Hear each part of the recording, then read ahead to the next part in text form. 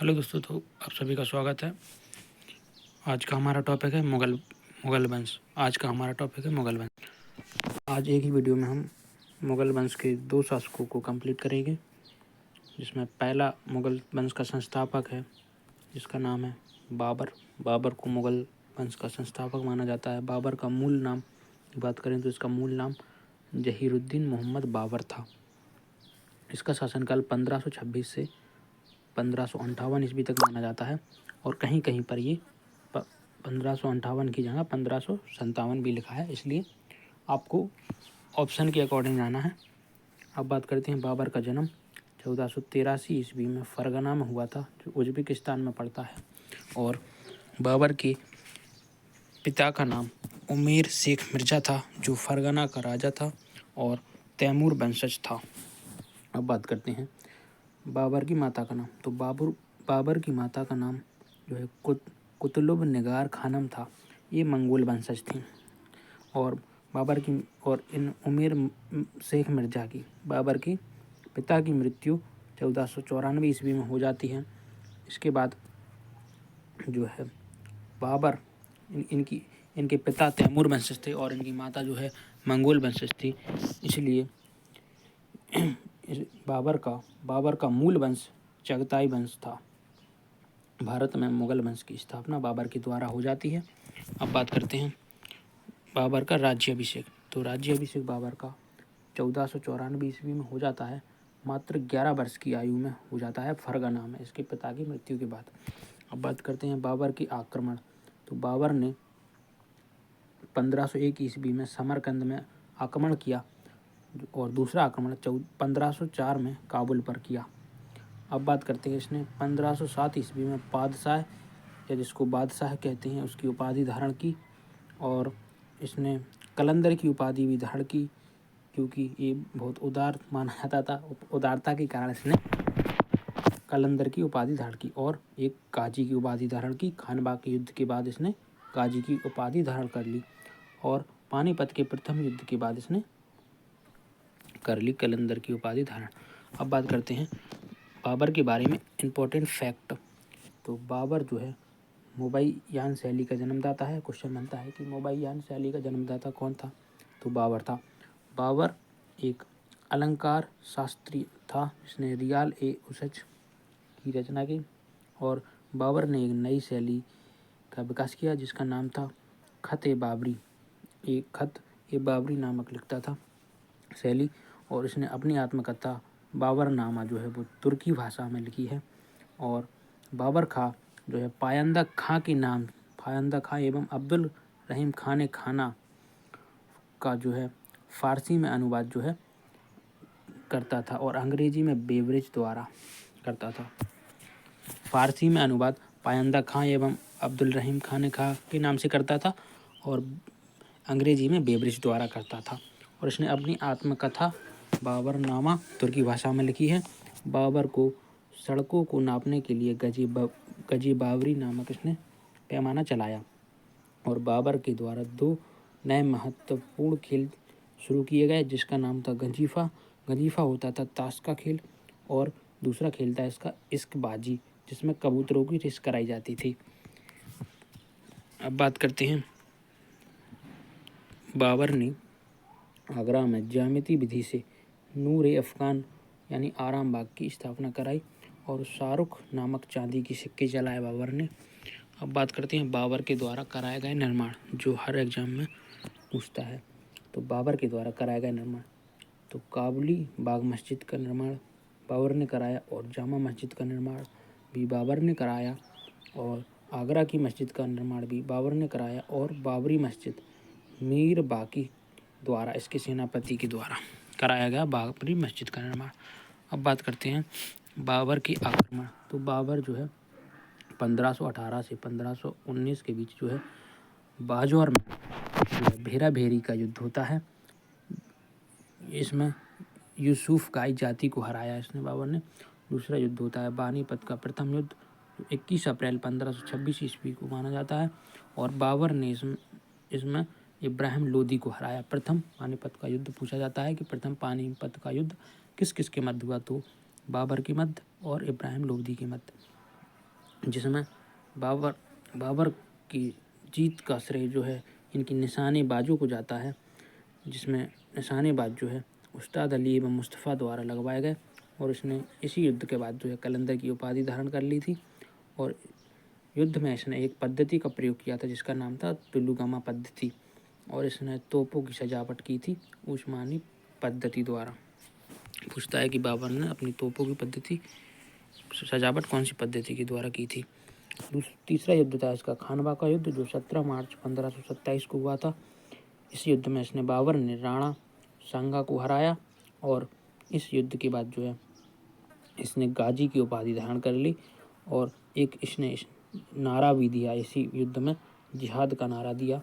और राणा सांगा जो है 1528 ईस्वी में इसकी बहनोई ने राणा सांगे की बहनोई ने इसको जहर देकर इसकी मृत्यु कर दी। अब बात करते हैं खानवा के युद्ध में सैनिकों का मनोबल बढ़ाने के लिए इसने तमगा एवं व्यापारिक कर समाप्त कर दिए ताकि सेना का जो है मनोबल बढ़े और ये अपने पूरी जान लगा दें युद्ध को जीतने में।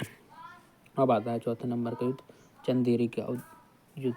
ये होता है 29 जनवरी 1528 ईस्वी से, जिसमें बाबर ने मेदिनी रॉय को हराया। और पांचवा युद्ध होता है घाघरा का युद्ध, जो 6 मई से 1529 को होता है और बाबर ने महमूद लोदी को हराया इस युद्ध में। अब बात करते हैं बाबर की मृत्यु। बाबर की मृत्यु 26 दिसंबर से 1530 ईस्वी को हुई थी। और इसका जो है शव था जो पहले आगरा के आराम बाग में दफनाया गया, बाद में इसको काबुल ले जाकर दफनाया गया। इसका मकबरा पूछता है कि बाबर का मकबरा कहाँ है। अब बात करते हैं हुमायूं का जो है शासनकाल, वो उसको 2 पार्ट में डिवाइड किया जाता है। पहला 1530 से 1540 में और दूसरा 1555 से 1556 के बीच में। हुमायूं का अर्थ पूछता है, तो हुमायूं का अर्थ क्या है। हुमायूं का अर्थ जो है भाग्यशाली है। हुमायूं का पूरा नाम जो है नसीरुद्दीन हुमायूं था। और हुमायूं का राज्याभिषेक की बात करें तो 29 या 30 दिसंबर को इसका जो है राज्याभिषेक होता है और आगरा में इसका राज्याभिषेक होता है। कहीं कहीं ये 30 देखने को मिलता है, कहीं कहीं 29 मिलता है, तो आपको ऑप्शन के अकॉर्डिंग देखकर सही टिक करना है। अब बात करते हैं जैसे ही इसका राज्याभिषेक हुआ, इसकी गलती थी सबसे बड़ी कि इसने अपने सभी भाइयों को साम्राज्य का बंटवारा कर दिया, तीनों भाइयों में। अब बात करते हैं इसके भाई कौन कौन थे। इसके भाई थे कामरान को जो है काबुल एवं कांधार दिए, तो कामरान ने लाहौर और मुल्तान पर कब्जा कर लिया। दूसरा भाई था अस्करी, इसको संभल दिया गया।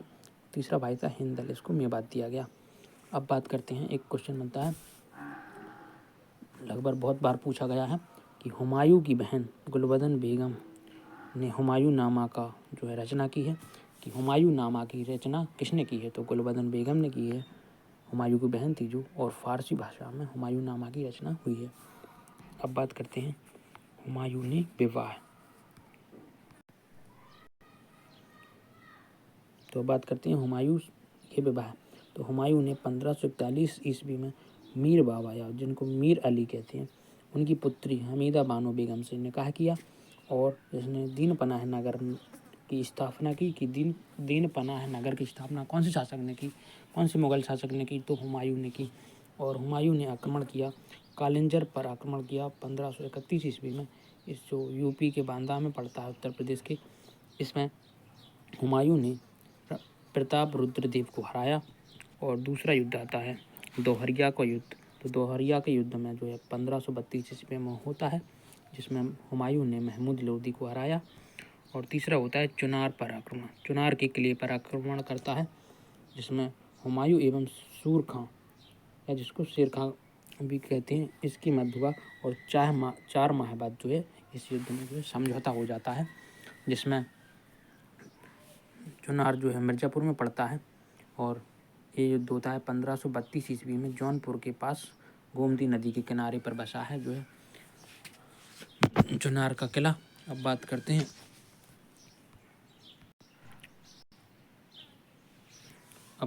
हैं बिहार के बक्सर में पड़ता है जी इम्पोर्टेड चौसा का युद्ध।